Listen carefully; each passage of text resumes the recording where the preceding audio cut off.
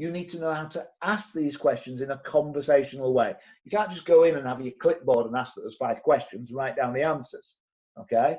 After all, you don't want the seller to feel like you're interviewing them or interrogating them. You just want to have a friendly chat so you can find the best way to solve their problems. Here's how I slip the questions into a conversation.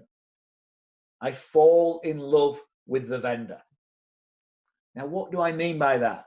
When you love somebody, what will you do for them? Anything. You'll do more for them than you'll do for yourself. That's my definition of love. I'll do more for them than I'll do for myself. I want you to imagine back to when the person you're with now, the spouse or partner in your life, or if you're not with anybody, imagine back to when you once were. When you go on those first couple of dates with them, you're just fascinated by them, aren't you? They can be telling you about these shoes that they've bought, gentlemen, these shoes that they've bought, or even the guys telling you about some shoes they've bought, ladies. And they just talk for hours and hours and hours, and you're fascinated. You love hearing about the shoes.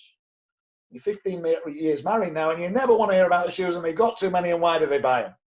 Okay. If you treat them at the end of the relationship like the beginning, there'll never be an end. Go back to the beginning. Be fascinated. Be intrigued by them. Find out all about them. It's the same when you're viewing a house with a vendor or you get to speak to a vendor. Why is it you want to move? Just be fascinated by them. What you're doing, what? When you move, what's the plan? Where are you going to move next? You're going to do that? That's going to be amazing. Wow, okay.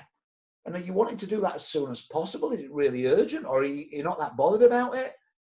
God, and what happens if you won't be able to move by February? Is that going to be a problem for you, or will they wait? Will the next venture wait for you to? You definitely need to move by February. Oh, okay. And what's more important to you? Is it speed or certainty? You're saying by February, but is it more important to just know it's done so you can have certainty and get on with your life and know it's a done deal? Or is it more important to get it done quickly, to just have it done and through? What's more important to you? And you dig around that and you just ask some clarifying questions, but you listen to the answers. It's not a case of ask my 5 questions, tick, I've done my job. It's not about doing the task, is it? It's not about doing the task. It's about falling in love with them, caring about them enough to get these questions answered.